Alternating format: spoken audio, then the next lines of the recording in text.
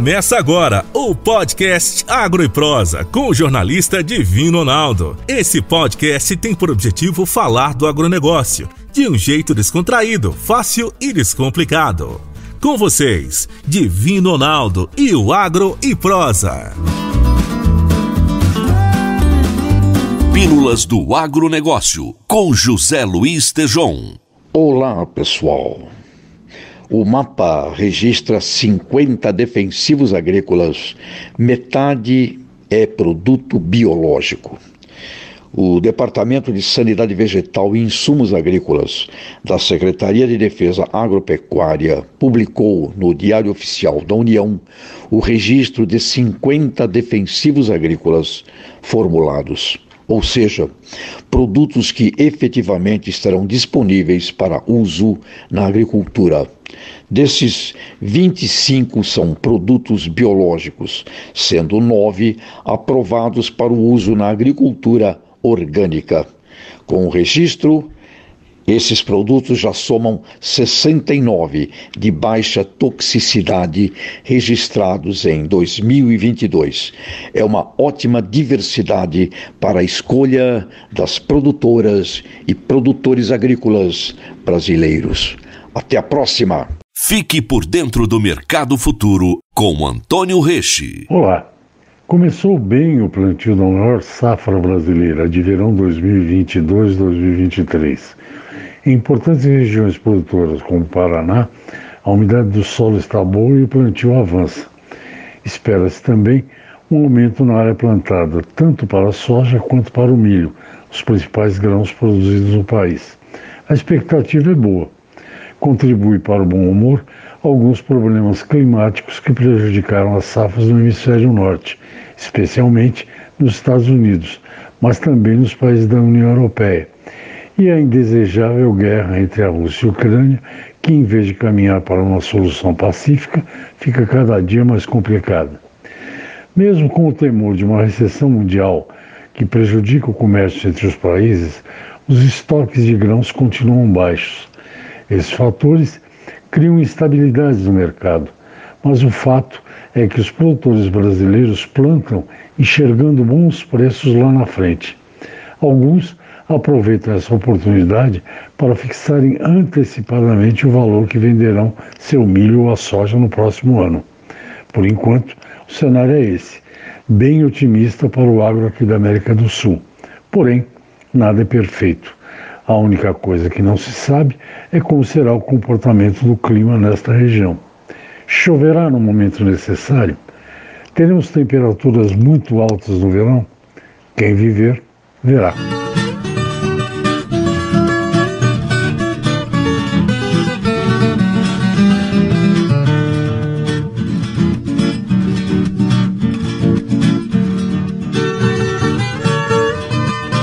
A minha entrevistada de hoje será Rízia da Silva Andrade, engenheira agrônoma, mestre em entomologia, doutora em agronomia, pesquisadora e diretora de produção da Biogin Soluções Entomológicas. E o tema da nossa entrevista será Insetos no Controle de Pragas. Olá, Rízia, prazer ter você aqui, seja bem-vinda. Oi, Divino, prazer. Obrigado pelo convite. Ô, Rízia, as mulheres no geral têm medo de insetos e você, pelo jeito, é o oposto, você ama insetos? Exatamente, essa paixão começou na graduação, quando eu comecei a fazer estágio na disciplina de entomologia, que é uma disciplina que trata do estudo das pragas agrícolas. Você fica sediada em Goiânia?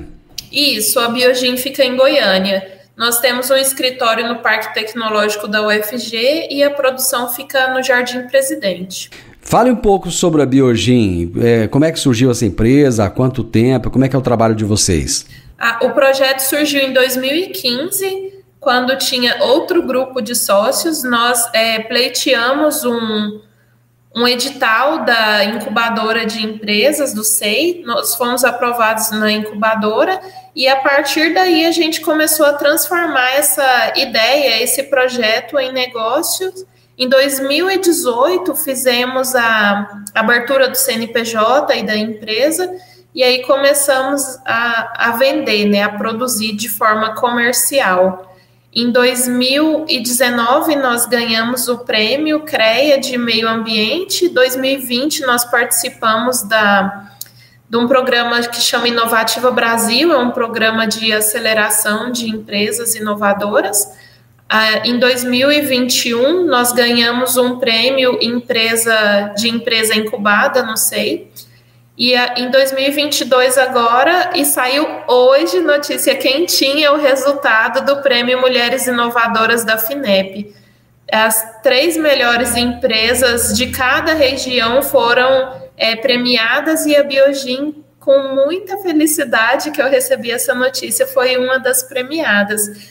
É um programa do governo também, as melhores empresas são premiadas num valor global de R$120 mil, então ajuda muito para a empresa de inovação, para empresas que estão iniciando e para tudo na empresa, né, da visibilidade, ser premiada. Eu estou muito feliz com esse prêmio. Puxa vida, eu estou tremendamente feliz, que bacana que você está trazendo essa notícia em primeira mão aqui. O que leva uma empresa tão jovem como a sua a receber tantas premiações assim em tão pouco tempo? Então, a gente pegou uma pesquisa, uma ideia de pesquisa e fez virar negócio. Então, assim, eu acho que a gente tem que arriscar. Então, assim, toda vez que as primeiras vezes que eu participava de um edital, a gente tem aquela síndrome de impostora, né? Ai, será que eu estou preparado o suficiente? A gente tem que arriscar para ver se tá ou se não. O termômetro vai ser depois que a gente tentar. Então, assim, todas as vezes que eu participei de um edital, eu fui aprovada. Que a Biogin, né, participou de um edital, ela foi aprovada. Então, é arriscar mesmo, porque se a gente fica assim, eu acho que eu não estou preparada e não tenta, a gente nunca vai saber. Então, eu estou feliz, assim, de estar arriscando, mesmo às vezes com o sentimento de não estar completamente pronta para isso. Ô Rizia, como é que começou esse vínculo de vocês com a UFG, a Universidade Federal de Goiás?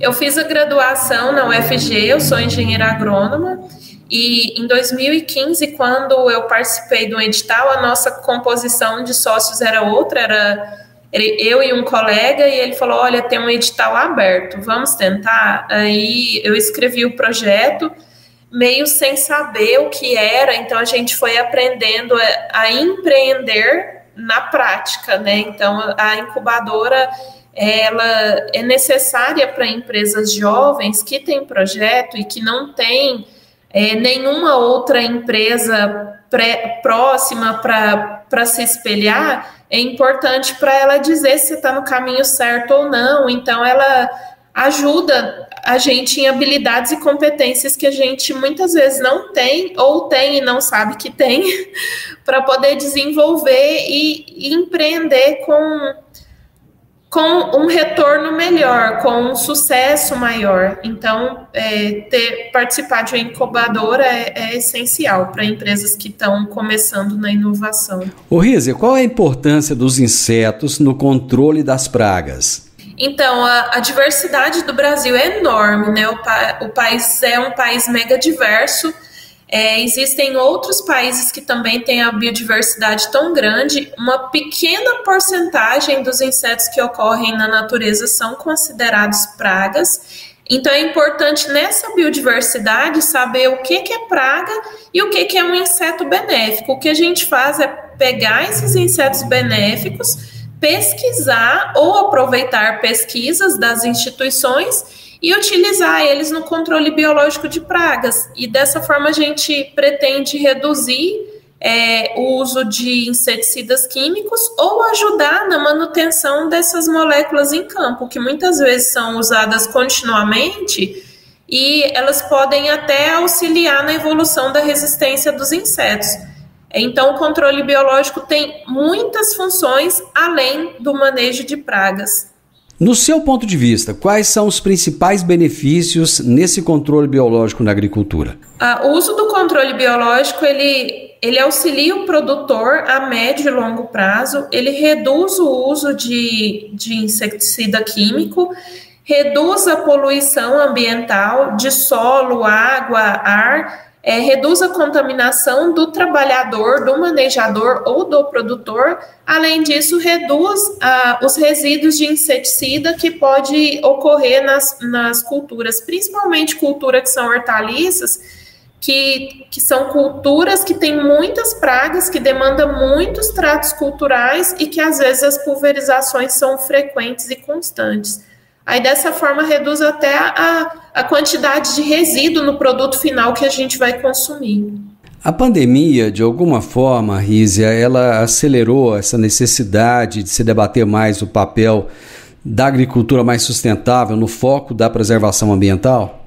Sim, a gente observou que cresceu muito as empresas que trabalham com orgânicos, aplicativos que utilizam, que une, né, produtor a consumidor final, ou que auxilia na compra desses produtos orgânicos. E a gente vê também que não só na área de orgânicos, por incrível que pareça, nossos clientes, a maioria são de cultura convencional. Então, quando dizem assim que o produtor não tem interesse em inovação, é mentira. Eles sempre têm interesse em inovação, eles querem produzir de forma mais sustentável e com qualidade, mas tem que ter essas tecnologias para eles terem acesso. Tem que ter ferramentas para que eles possam saber e utilizar. Então, de alguma forma, a pandemia atrapalhou muito no caso de logística, entrega de produto, mas a gente continuou estudando, pesquisando, participando de tudo que apareceu para poder... Na pandemia, a gente produziu 2 novos produtos, então a gente, além do produto principal que a gente tinha, a gente tem mais 2 já em comercialização. Dessa forma, a gente acelerou esses produtos, né, que talvez a gente faria eles daqui uns 2 ou 3 anos ainda. Ô Rízia, eu vou fazer um intervalo rapidinho, só o tempo da gente tomar um gole d'água, já nós estamos de volta. Agro e Prosa, falando do agronegócio de um jeito descontraído, fácil e descomplicado.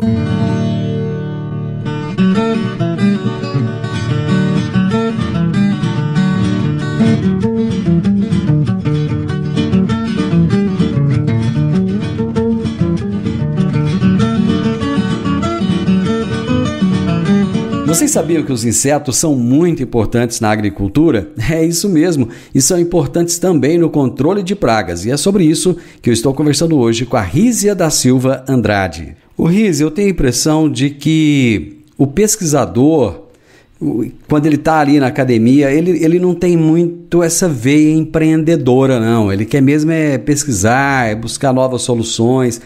E vocês uniram as duas coisas. Como é que foi isso? Quer dizer, a pesquisa, a busca de soluções, mas ao mesmo tempo vocês partiram para o empreendedorismo, que é o lado, eu não sei se é o lado mais difícil da coisa, mas eu acho que para quem tá ali na pesquisa, eu acho que é um pouco mais difícil, sim.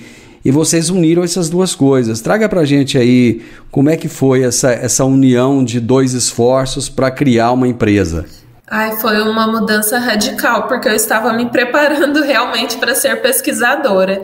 Então, hoje, nas universidades, já tem disciplinas, na UFG, onde eu estudei, tem disciplina de empreendedorismo. Então, os professores já trazem inovações tecnológicas. A incubadora de empresas tem uma Olimpíada de empreendedorismo, que ela divulga os trabalhos de conclusão de curso. Os melhores trabalhos com inovação são premiados em dinheiro, então isso estimula o aluno, o discente, a querer fazer parte dessa rede empreendedora. Então, a gente vai aprendendo o empreendedorismo desde o início, né? Lá no início da graduação. No meu caso, não. Quando eu fiz graduação, não tinha isso, né? A gente saía ou para pesquisa em universidade pública ou para pesquisa em uma instituição privada ou para fazer um concurso. Então, você sair e criar seu próprio emprego, não tinha isso. Mas outras pessoas que já têm empreendedorismo na veia fazem. Para mim, foi um pouco que por demanda, mais pela demanda dos produtores, das pessoas que eu conheci. A gente precisa de controle biológico, tem aqui, e era a minha grande paixão, de pesquisa, né? Eu fui fazer mestrado com isso, fiz doutorado um pouquinho de controle de pragas também. Então, aí essa veia empreendedora foi surgindo e eu fui alimentando ela. Então, o que eu sinto, parece que eu estou fazendo assim, uma pós-graduação sem fim, porque tudo que eu não aprendi, eu tenho que aprender. Então, toda semana eu estou estudando, fazendo um curso, lendo livros, e todas essas acelerações parece que é um MBA, uma aceleração, que são 8 semanas, super pesada, um monte de conteúdo. Então é assim que se empreende, né? Estudando e com raça para não desistir. O Brasil realmente não é um país muito fácil de se empreender, não, mas quem tem a coragem de fazer geralmente se dá bem. Eu gostaria que você explicasse para o nosso ouvinte, para o nosso espectador também, um pouco a respeito da solução que vocês criaram. Você e sua irmã desenvolveram soluções sustentáveis com a utilização do tricograma, que é uma vespinha pequenininha que ataca a lagarta. Conta pra gente como é que funciona isso aí. Então, eu pesquisei essas microvespas no mestrado.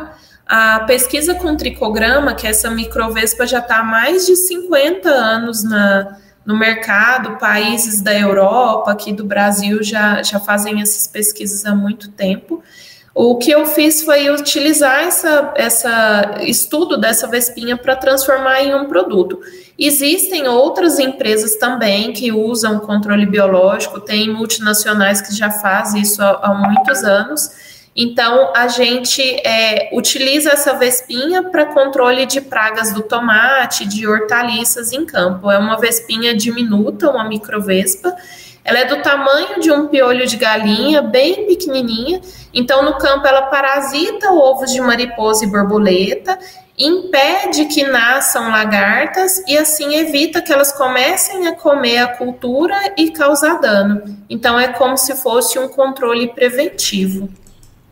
Risa, não existe o perigo de se perder o controle das populações e dessas vespas e se criar um outro problema ambiental, não? Não, esses insetos são, apesar dele ser um parasitoide, ele só se alimenta e se desenvolve em ovos. Então, precisa do ovo da praga no campo para ele se desenvolver. Então, a população desse inseto, naturalmente no campo, ela vai aumentando se tem a população da praga. A população da praga cai, a população dela cai. Então, segue o curso natural de vida da cadeia alimentar desses insetos. Então, é igual um leão. Se acabar as zebras e girafas e o que ele come lá na savana da África, ele jamais vai comer pasto. Então, as vespinhas são assim, elas jamais vão se alimentar das culturas. Elas são insetos carnívoros, eles precisam de outros insetos para se alimentar e para se desenvolver. Você citou aí que durante a pandemia vocês criaram 2 novos produtos, foram outros predadores e se sim, quais são eles e como é que eles são utilizados, em quais cultivos, por exemplo?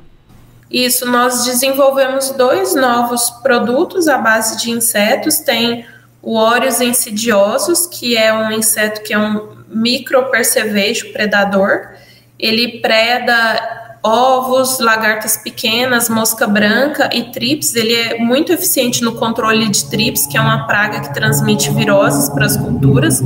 Essa praga, uma vez que ela transmite a virose, se for em tomate, em fumo ou em outra cultura, pimenta, essa planta precisa ser arrancada, então reduz muito a produtividade e a produção quando tem insetos vetores de virose em culturas hortaliças ou em outras culturas que eles são pragas.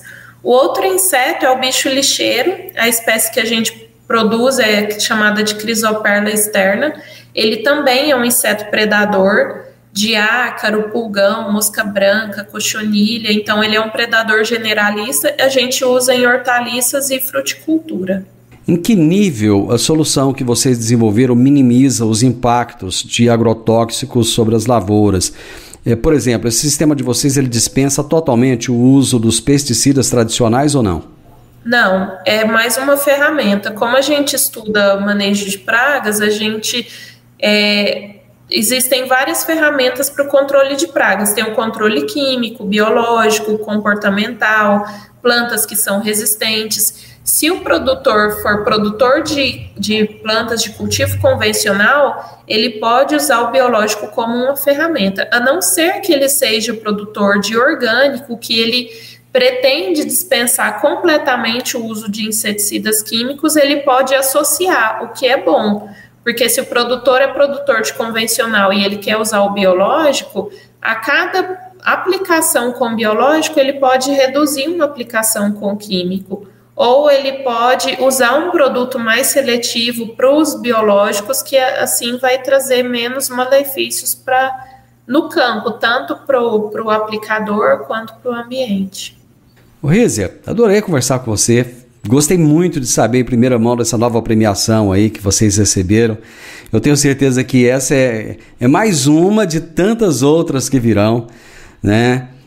Já está preparada para o sucesso total, para os bilhões que virão? Eu espero que a gente consiga atender bastante produtores aqui no Centro-Oeste, em Goiás, e que a gente esteja preparada para escalar e manter o produto com qualidade.